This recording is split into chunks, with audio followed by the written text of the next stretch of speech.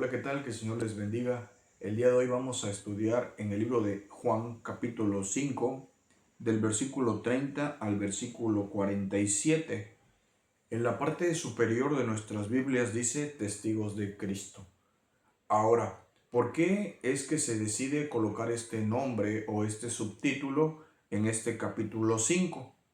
Bueno, primeramente, si nosotros recordamos, ¿verdad?, los acontecimientos que habían surgido antes, pues encontramos que cuando Jesús vino, inclusive en su palabra lo dice, a los suyos vino y los suyos no le recibieron. No hubo una aceptación con respecto a la persona de Jesús. Cuando él en Lucas capítulo 4, ¿verdad?, dice la palabra de Dios que se para en la sinagoga y empieza a leer el rollo, ¿verdad? Con respecto a la palabra de Dios en el libro de Isaías, al final él dice, hoy se ha cumplido esta profecía delante de ustedes. Ahora, muchos creyeron, pero muchos no. Empezaron a decir, no es este el hijo de José, no es este el hijo de María, conocemos a sus hermanos, no es este el hijo del carpintero. ¿Por qué? Porque rehusaban creer que Jesucristo era Dios. Entonces, este era el panorama que se presentaba y que se presenta en los evangelios, la incredulidad. La incredulidad juega un papel muy importante, porque si yo no tengo plenamente, si no estoy plenamente convencido de que Jesucristo es Dios, entonces toda mi vida va a girar en torno a otras cosas o a otro sistema de pensamiento, pero no a la realidad plena de que Jesucristo es Dios y es el Señor de todos y cada uno de nosotros y necesitamos encontrarnos con Él. Ahora, regresando al punto donde nosotros estábamos hablando. Cuando Él se presenta, las personas lo rechazan. Muchos dicen, no lo sigan, demonio tiene, no le hagan caso, ¿verdad? Aún sus hermanos, dicen Juan capítulo 7, que sus hermanos tampoco creían en Él. Sus hermanos lo rechazaban, ¿verdad? Y le decían, si tú eres el Hijo de Dios, pues manifiéstate, date a conocer.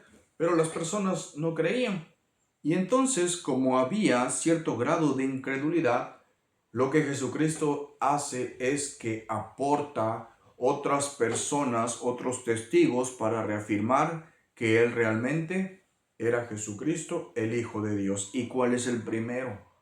El primero de ellos dice en el versículo 31 de Juan capítulo 5. Si yo doy testimonio acerca de mí mismo, mi testimonio no es verdadero. Otro es el que da testimonio acerca de mí y sé que el testimonio que da de mí es verdadero. Vosotros enviasteis mensajeros a Juan y él dio testimonio de la verdad. ¿Quién es este que dio testimonio de la verdad? Juan el Bautista, ¿verdad? Él decía, después de mí viene alguien que era antes de mí, ¿verdad? Que es más poderoso que yo. ¿De quién hablaba? De Juan el Bautista. Pero más adelante también encontramos que dice en el versículo 36, mas yo tengo mayor testimonio que el de Juan, porque las obras que el Padre me dio para que cumpliese las mismas obras que yo hago, dan testimonio de mí que el Padre me ha enviado. Aparte de Juan el Bautista, aparte de las palabras que Jesucristo daba, ¿verdad? Alguien más era el que estaba dando testimonio y eran las obras. ¿A qué obras se refiere?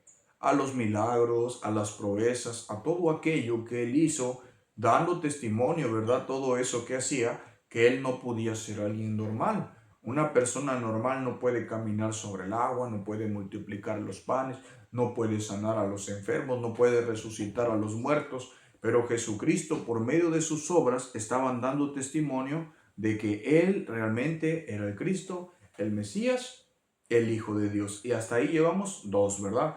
Juan el Bautista y las obras. Ahora, en el versículo 37 dice, también el Padre que me envió ha dado testimonio de mí. Nunca habéis oído su voz, ni habéis visto su aspecto, ni tenéis su palabra morando en vosotros, porque a quien Él envió, vosotros no creáis. ¿Quién más es el que daba testimonio de que Jesucristo era Dios?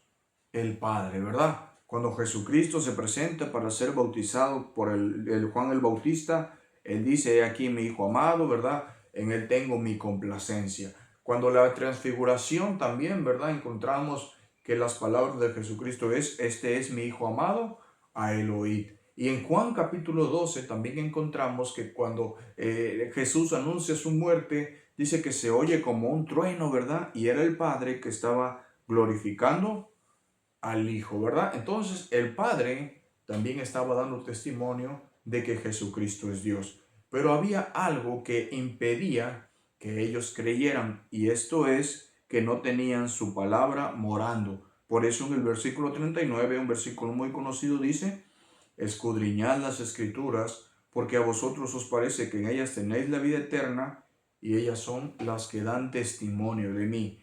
Desde Génesis hasta el Apocalipsis tienen como finalidad revelar a Jesucristo como el Mesías, como el enviado, como el Hijo de Dios. También los profetas, ¿verdad?, hablaban con respecto al Mesías que había de venir, los cuales encontramos en su palabra. También el salmista David, inspirado por el Espíritu Santo en el libro de los Salmos, también da testimonio de que había de venir el Cristo, que había de padecer, de que había de ser traicionado, pero que había de resucitar, ¿verdad? Entonces encontramos que la palabra de Dios da testimonio.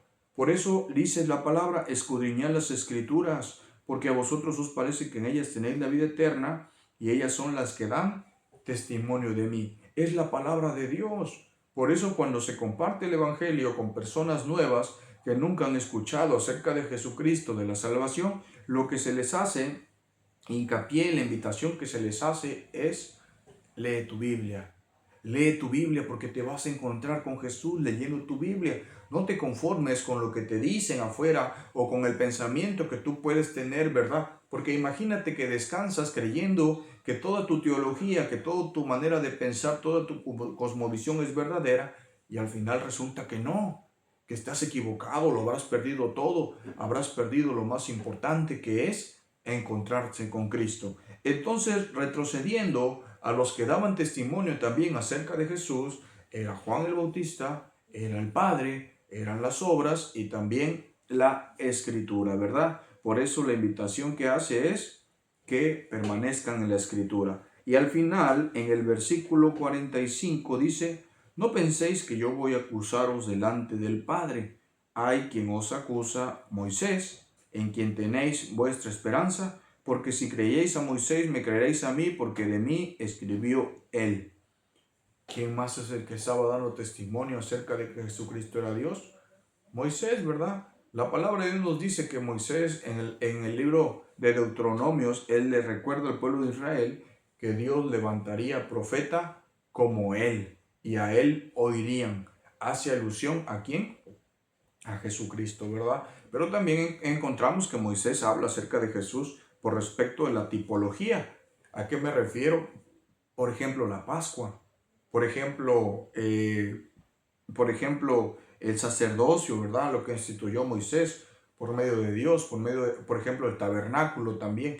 Todo esto eran figuras de aquel que había de venir, esto es, Cristo, el Hijo de Dios. Entonces, la invitación que Él nos hace es que realmente nos tomemos en serio el llamado que Él está haciendo y que escudriñemos la Escritura, porque aquí vamos a encontrar que Jesucristo se revela como Dios. Hay un pasaje en Juan capítulo 5 y Juan capítulo 10 donde los discípulos de Jesús se acercan a Él cuando Él se había pronunciado, ¿verdad? Porque decía palabras como: el que me ha visto a mí ha visto al Padre, el Padre y yo uno somos, si me conocieses a mí, también a mi Padre conoceréis. Y cuando ellos escuchaban esto, se enojaban, no creían. Y en Juan capítulo 5 y Juan capítulo 10 encontramos que se acercan a Jesús y lo aprisionan, ¿verdad? Lo encierran, lo querían golpear y le dicen: no te golpeamos por buena cosa, sino porque tú, siendo hombre, te haces Dios. ¿Qué quiere decir esto? Que ellos entendían cuando Él hacía estas afirmaciones, cuando Él hablaba que Juan el Bautista, que el Padre, que las obras, que la palabra de Dios y que Moisés daban testimonio acerca de Él, lo que realmente ellos estaban entendiendo es que Jesucristo les estaba diciendo: ¿saben qué? Yo soy Dios.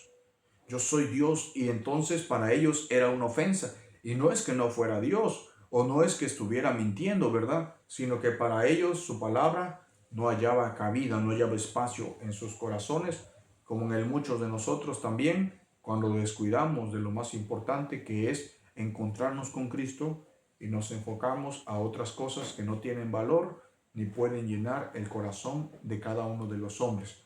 Por eso necesitamos enfocarnos realmente en aquel que es Dios y el único mediador entre Dios y los hombres, Jesucristo, el Verbo, el Hijo de Dios. Que Dios bendiga su palabra.